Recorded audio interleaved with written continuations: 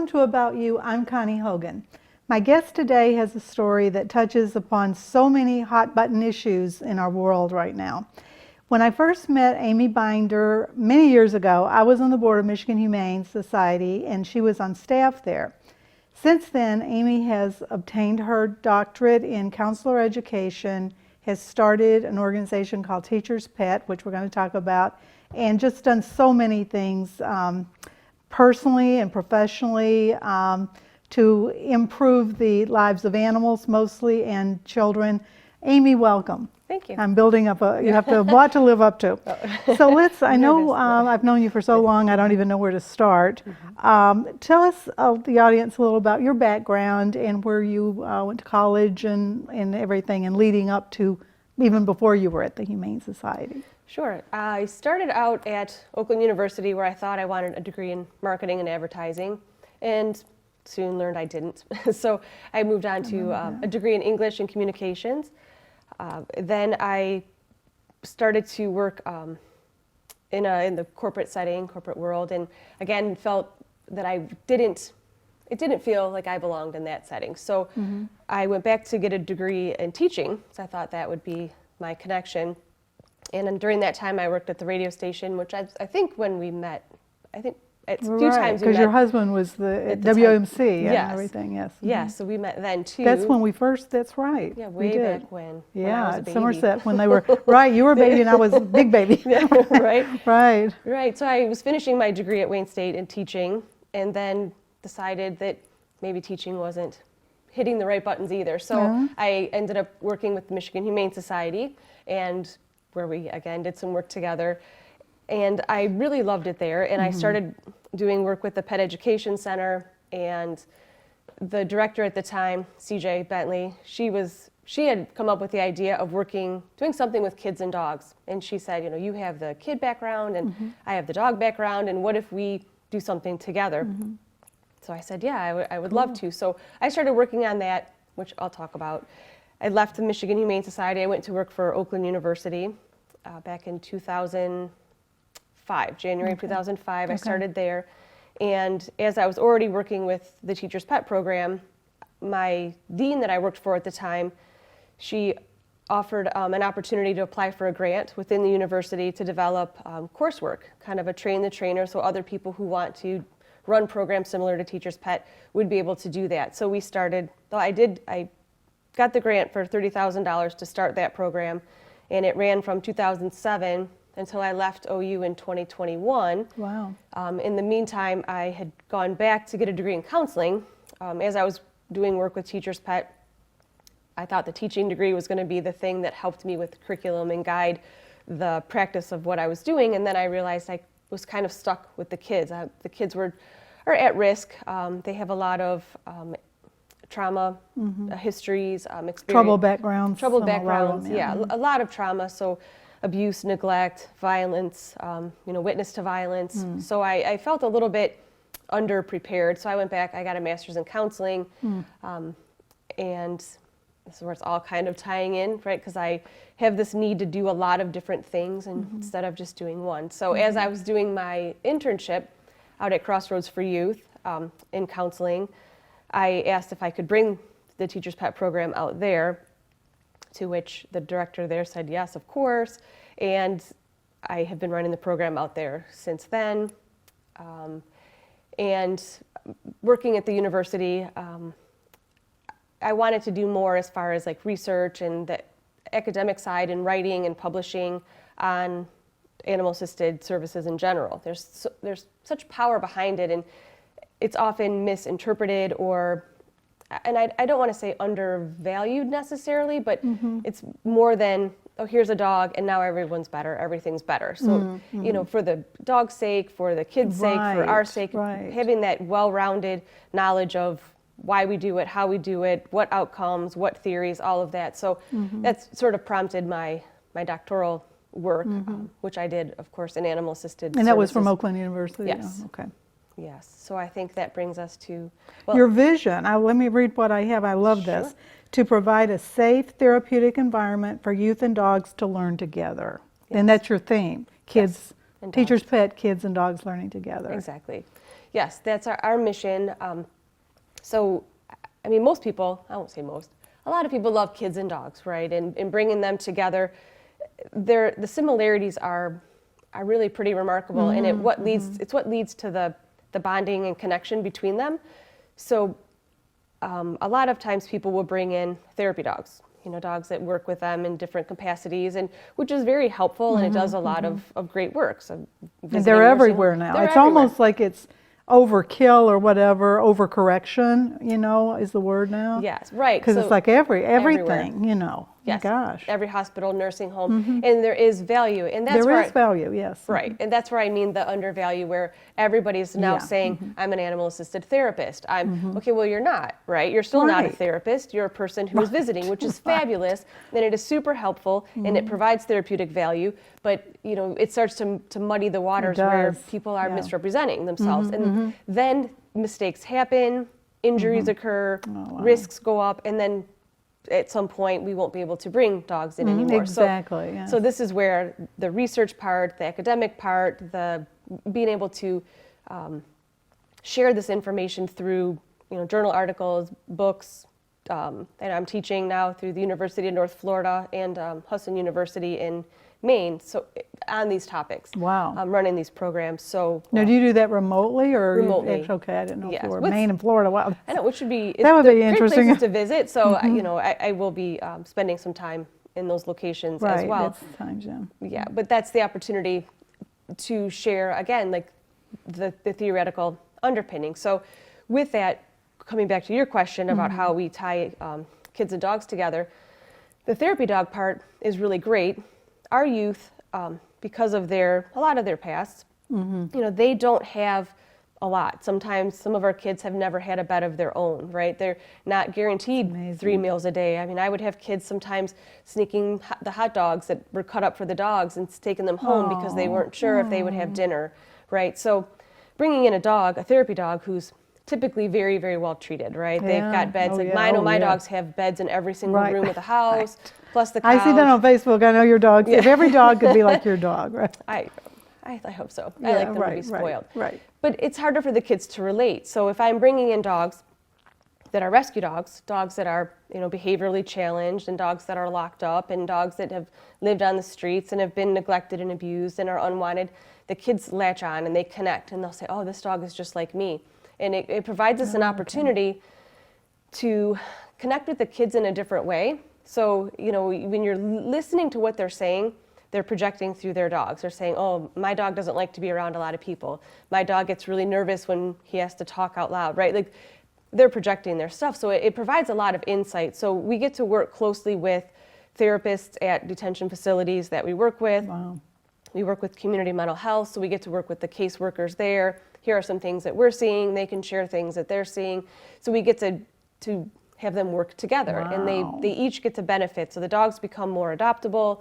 The youth get to gain experience in empathy and perspective taking, reducing their symptoms, their internalizing symptoms, their anxiety, depression, and they get to feel like they're contributing to society. They have an altruistic side because they're not benefiting from the program at all, except that it feels good to help dogs. Wow. And then it shows them that if a dog who's similar to them can change, that maybe they can too. Now, where did the dogs, or maybe you said this, originally come from? Yeah, they live in the shelters. So In the for various shelters. yes, so we Okay. work with Canine Stray Rescue Okay. in Oxford, and then we work with Oakland County Pet Adoption Center, Okay. the new one, and then we work with Humane Society of Macomb.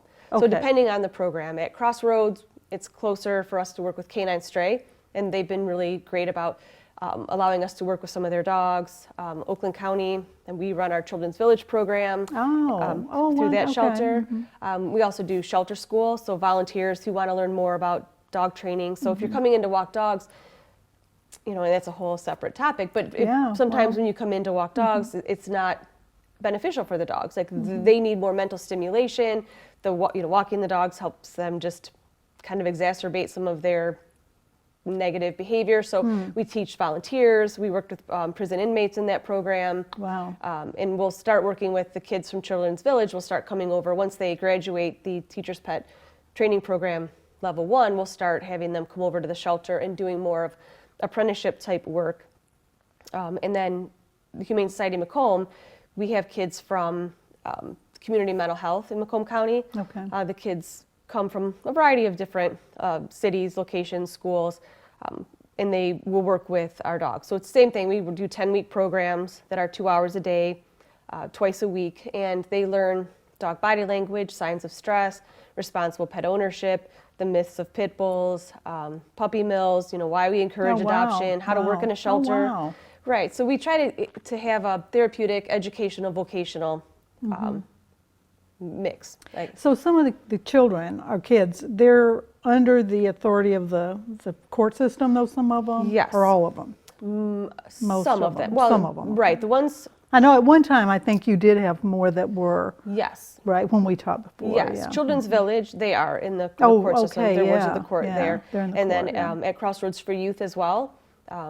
They are expanding their programming to community-based as well, so they won't necessarily have been through the court system, but most often, yes. And then community mental health, they haven't necessarily, but some of them have. So is there monitoring, the realistic question, like as this is going on, I assume there's some degree of, security, keeping everybody safe, yeah. Yes, 100%. And so that, nobody, the dogs escape or the kids escape. Absolutely. Or together, right? Absolutely. I'm just picturing this, it's amazing. Right. It's amazing. Can it be chaotic? For sure, 100%. Oh my goodness. Right, because you do have to think of all these things. So the way that we're able to kind of navigate all of that, when we're at Children's Village and at Crossroads, we are on grounds there. We have a staff who's in the room. So it's a little bit different, right? So they get to intervene if there's any sort of behavioral escalation. Somebody can come in and rectify the situation. I got it. Rarely does it happen. I'm not saying that it never. Probably, I would assume it probably hardly ever does. Right. But you got to be prepared at the one time it did, and you don't want to be in the news or have something happen, Totally.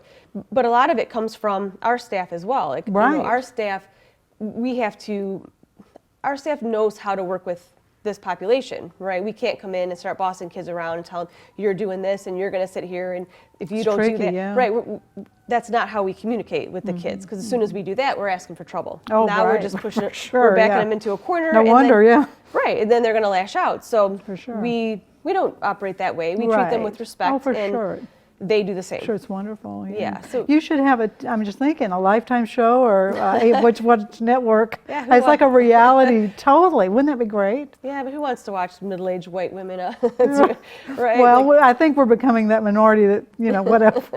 I'm way more than you.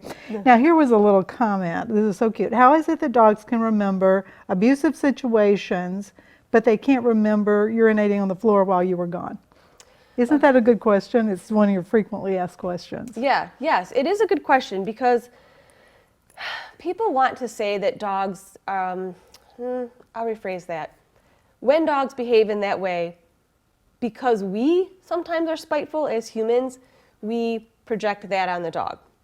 So my dog peed on the floor because he is angry that I left all day. Right. So if we think about it, and we think from a dog's lens, dogs like pee, right? I'm not going to talk about pee. Dogs like it. They sniff it, they roll in it. That's how they identify each other. They don't see a negative, right? Right. So to pee on the floor is not really a punishment to them. Oh, that's true. First of all. Yeah.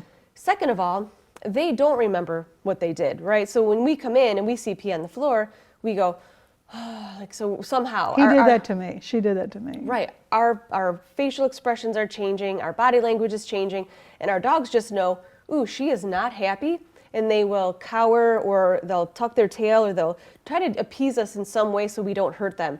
In no way in that moment is it connected to the pee. It's just, I'm looking at you. That's interesting. I'm seeing that you're unhappy, and I just don't want you to hurt me. So that's why they cower. Oh. But we assume, oh yeah, well, we know the pee's right there, but the dogs don't. And unless we catch the dogs in the act, we can't even prevent that from happening I deal again. with this with those cats all the time. Right. And if you think dogs are bad, I mean, cats are 10 times.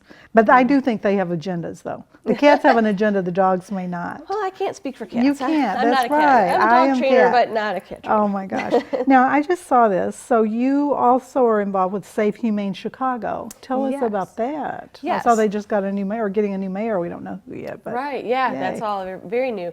Well, Yeah. it's been interesting because as Teachers Pet started in 2005, we became a nonprofit, started in 2006. Right about that same time, Safe Humane Chicago was running their like lifetime bonds program, and in parallel, like we No were kidding. like it's amazing to me that we didn't really cross paths prior. Like a book chapter that I wrote regarding Teachers Pet, the director of Safe Humane had written one. Our chapters were like back to back, right? So we were like in tandem. Everything, we had prison inmate programs. They were doing prison That's inmate amazing. programs. Oh my gosh. Everything that we did was in tandem. And then we managed to cross paths. And Carrie Birchfield is a sociology professor, and she's one of the facilitators of Lifetime Bonds. So as we were talking, we met through a webinar conference, whatever, and we started talking, and we're like, we should be doing this together. Like, we're doing the exact same sure, things. yeah. So instead of it being competition, like, oh, well, my program's better than your Oh, program, exactly. we were You like, want that. hey, what's working in yours? Here's what's working in ours. And Carrie wrote this grant to Purina, and they funded us to run this. It's a 2-year program, our programs. So now we have a geographic location of Detroit and Chicago, Oh, wow. and we get to have a higher number of students who have gone through the program, and then we get to use it to build best practices and then develop a manual for other people who want to start programs like ours, Oh, prison-based wow. programs. So we have, ways that we can tie it in theoretically. We have outcomes. We use a socioeconomic learning model. We use different rubrics and to tie in outcomes within the SEL curriculum, focusing on kids who've experienced trauma. So it's really coming together well, and it should Great. be done That's and wonderful. publishable in 2024. So that's what we're working on. So I'm going to start working with that organization as well, so we can do more together. Wow. You have a lot of balls in the air. I do. There is a which I lot. love. But that is so interesting. I mean, this whole concept of the prison, juvenile delinquency, whatever, and it always has been. But I don't think people realize how pervasive it is. I mean, I'm just learning a lot of this, even Yeah. just talking to you. Sure. Yeah, there's a lot of, you see them on TV. You do see You them see on some of it, Animal yeah. Planet. Right. They run prison Yeah, we programs. were on that. Yeah. Puppy raising programs for leader dogs are in there sometimes. They'll do puppy raising programs in prisons for warrior projects for psychiatric service dogs. And those are really great programs too. What a great opportunity to help. I guess if we say empathy, which everyone needs empathy, right? We need to be able to understand other people, have remorse for things that we do. If we don't have empathy, I don't care if I rob from you, I don't care if I Right. hurt you, That's I don't part care. of the whole society Exactly. breakdown. Right. But empathy can't be taught. Empathy has to be experienced. So how do you experience empathy? Dogs are a really great way to do that, right? If I've been harmed by humans or wronged by humans throughout my life, which is why a lot of these kids end up Oh, for the way they sure. do, the way a Absolutely. lot of prisoners end up the way they do because of their negative interactions with humans. Dogs don't do that. Dogs don't have that capacity. Again, just like they're not peeing out of spite because dogs Right. don't have the capacity to be spiteful. So it's a very safe space that, oh, I have empathy for you. I can work with you. I'm going to protect you, and they will start to be able to practice having empathy and perspective taking, which builds on itself. And then now I can have empathy that's transferable to humans. That's a great outcomes all the way around. Now talk a little bit about, I know you're a licensed professional counselor. Do you want to talk a little about how that part of the Sure. business? Yeah, that's I have been doing that as more of my main job as a psychotherapist, and now that I'm moving into more of the academic side of things, which is exciting. I think that's of an exciting opportunity again, share all of this information. But it is helpful for me in understanding, working with other clinicians, so social workers, psychologists, other counselors. I can develop content specifically for them. So we have a lot, we work with students all the time, and I call them students. They're professionals who are back in school to learn more about animal-assisted services in some capacity. And we can speak to them, here's theories that we want to think about. What are the outcomes that, why are you bringing a dog in, right? So my outcomes are, I want to help with anxiety reduction. I want to work on perspective taking. I want to be able to work on gaining trust, building rapport. Like, there's a lot of reasons why we have a dog there, and that's what makes it therapy or treatment versus a visit, right? So clinicians need to know how to do this. How do we have intentionality? Again, we could have a dog sitting right here. And we were going to do that, and we decided not to. And we were, and we could, and it would be great, but it doesn't mean it's therapy, right? It might be therapeutic. Right, exactly. It feels great. I love it. I was just going to have a prop and make it cute for viewers and everything. Right, totally. And it works, and it helps us to feel good, and our oxytocin can go down, all of that. But if we aren't trained, educated to make those connections, right? So I have to be able to, if I'm the therapist in the room, say, and there's a dog in the room and my client is young, I have to keep in my mind, why are we here? What are the outcomes of my client? Is my dog okay? Is my dog picking up on is he picking up on stress from the client or anxiety? Did he feel good today? Does he want to be there? Is he feeling anxious, right? Now, does my client and dog want to interact with each other? I'm watching these things. Then I have to think about, okay, again, why am I doing what I'm doing? I'm trying to achieve this outcome today. How can I do that? I'm going to use a client-focused model or a solution-focused model or a CBT model or cognitive behavioral therapy, existential. What is my theoretical framework? What tenets of that or what techniques from that am I going to use? And how does my dog play into that? So as a clinician, you're doing all of that at the same time. And that's not easy. It's not. I know. It's like your head's on a swivel, and then you start getting like, oh my gosh, what am I doing? And am I doing the right thing? And is my dog? I didn't even notice that my dog's been panting and his water bowl's empty. And how do I get up and leave while my client's talking and crying? Right? Like, there's so much to think about. So much. Yeah. So being able to not only know how to be a clinician, I can be a counselor or a psychologist or a social worker, but I also know how to add animals in my practice. I've taken extra education. I've taken these courses that are offered at a variety of universities, including the ones where I am. So they can start to practice that. They can, okay, it's not just having the dog here, it's I need to think about these things and practice them. And we can write it out, but now apply it to the setting. Now what if I have an adult? What if I have sometimes like an angry client who comes in and I'm super mad and my dog's like, ooh. Oh, yeah. Right? They're beautiful opportunities. I mean, it's sad for our dog, and we certainly have to make sure that our dogs are safe always, which is a point that I definitely want to make as a professional bringing our dogs in, whether I'm working with kids in detention or through community mental health or in private practice.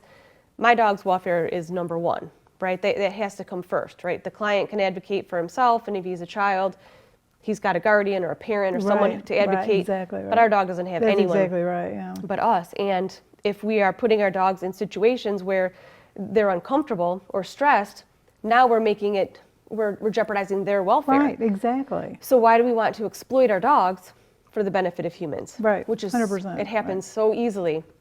So now I have to make sure that that's my priority. But now what if I have my dog who's stressed because somebody's crying or yelling, or they're angry, and my dog's like, ooh, he's hiding behind my legs, and the client's like, I want to hug your dog, come over here, right? But I can't say like, yeah, here, dog, you're You have to scared. manage the situation. Totally. And this is the beauty of the education programs, and we do a lot of work. I'm also on the board of the American Psychological Association's Human Animal Interaction, Section great, 13. yeah. So I'm sure they're glad to have you. it's super fun. I get to create different webinars, so I bring in different presenters each month to just guide other providers in a whole variety of topics. Like today, our presenter today was, she's from Israel and brilliant, but she talked about like neurobiological development and childhood trauma, developmental trauma, and how to include animals in that practice. So. It's amazing, you know, and I don't, this is kind of a political thing to say, but with all the stuff that happens, i.e. Michigan State recently, everything, the first thing out of people's mouth is mental health. Yes. And we know what the other thing is, which I won't get into here. But it's like, you know, true, and it's obvious, to me that's obvious that there's mental health. Who is going to do something like that if there isn't mental health? Right. But it's like, it's just such a complicated business. I will just say that non-politically.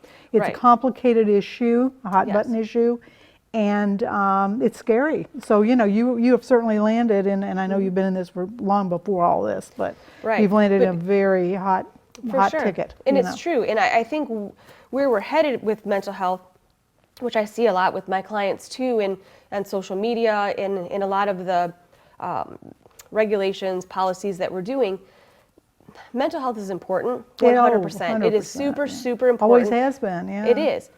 But the struggle is, it's not an excuse for behavior.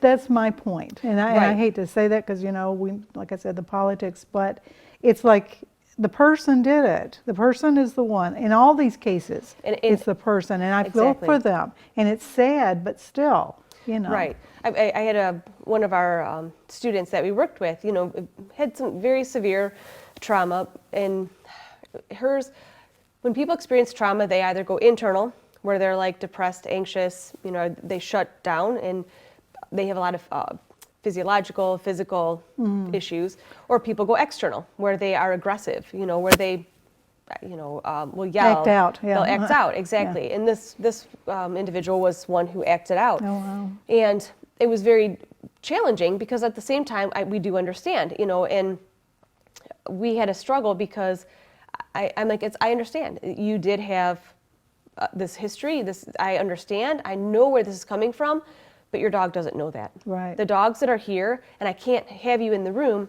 when you know, you're experiencing this. So we can go outside and then come back in when you're feeling better so that our dog is not in jeopardy. Well, I hate to say this, but I'm getting a note that we're almost in. We feel like we're just getting started. But is there anything you'd like to say in conclusion? I mean, just, gosh, you have so much knowledge and so much, or I mean, I guess your advice, like to our viewers and, you know, people that you'd like to get involved or whatever. Sure. You have your website. Talk about that. Yeah, the website, I have a variety of websites. Oh, you do, teacherspet.org. The Teacher's Pet, right. So if we have people who want to support youth and dogs at any of our locations, we're always looking, right? One of the questions you had asked early on was about safety. Having extra hands on deck, having people who are knowledgeable, having people who can assist us is huge. So that's yes, huge. And someone watching would be. Yeah, so if that's something of interest, you know, www.teacherspetmi.org. I think it's on the screen, so feel free to reach out. Our contact information is on there. Our volunteer, sponsor opportunities, donor opportunities, events that we have. Of course, we could use the support. Who couldn't, right? Who couldn't, right? We all, especially after the pandemic, things kind of have gotten tough. But well, Amy, thank you so much. This was so informational. We really need part 1 and 2. I know. And maybe we'll do another like, one. I don't know how much time. Oh no, I know, but it's such a fascinating issue. Thank you for watching today, and thank you, Amy, and we'll be in touch again, I'm sure. Yeah, thank you.